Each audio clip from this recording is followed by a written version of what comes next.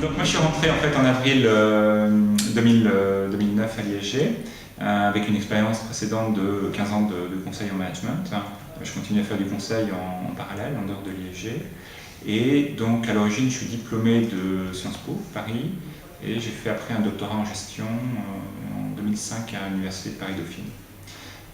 Et donc à l'ISG, en termes de matière enseignée, j'enseigne généralement la gestion de projet, qui est fondée sur toute mon expérience de consultant, le comportement organisationnel, qui est une matière plutôt de management, et puis des séminaires spécialisés de ressources humaines.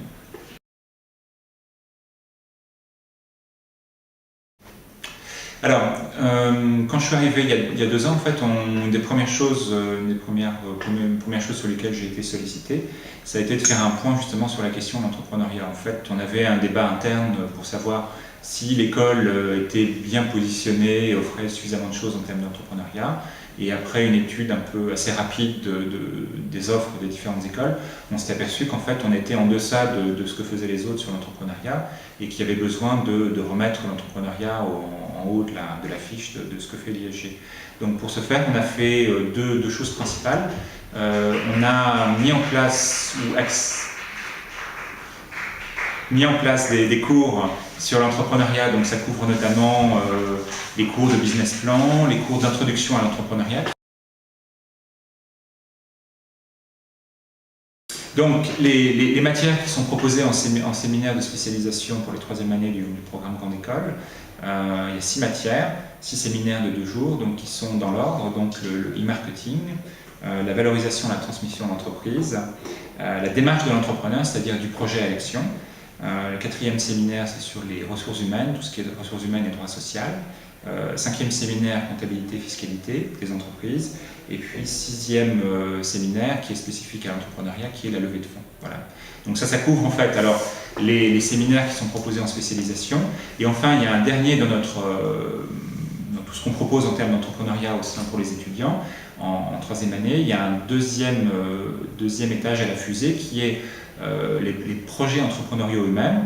Donc ce qu'on propose pour les étudiants, c'est de 3e année, c'est de présenter avant le début de 3e année un projet entrepreneurial, donc de développer une activité d'entreprise. Et si leur projet est accepté, donc pour les étudiants, ça remplace en fait le stage d'insertion professionnelle, donc ils vont être jugés à la fin de la 3e année sur le développement entrepreneurial du projet qu'ils auront pu faire. Et ils auront aussi un tutorat avec un tuteur spécialisé qui est lui-même un entrepreneur, donc qui a l'expérience de la création d'entreprise ou de la transmission d'entreprise, et donc qui va leur transmettre, la personne va leur transmettre toute son expérience. Donc ça, c'est les différentes facettes de tout ce qu'on a mis en place sur l'entrepreneuriat depuis une année maintenant.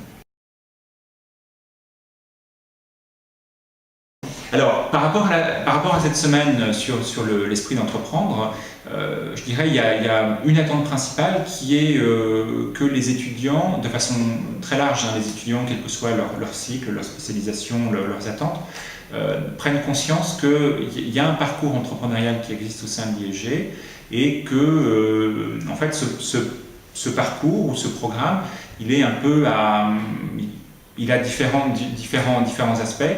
Ça peut aller en fait de spécialisation dans les cours, comme par exemple les séminaires de 3e année pour l'entrepreneuriat, et ça peut aller sur une démarche qui est plus impliquante, qui est la proposition d'un projet entrepreneurial pour la 3e année. À ce moment-là, c'est vraiment, l'axe fort de développement de la personne, de l'étudiant en 3e année. À ce moment-là, c'est vraiment tout son développement des compétences entrepreneuriales.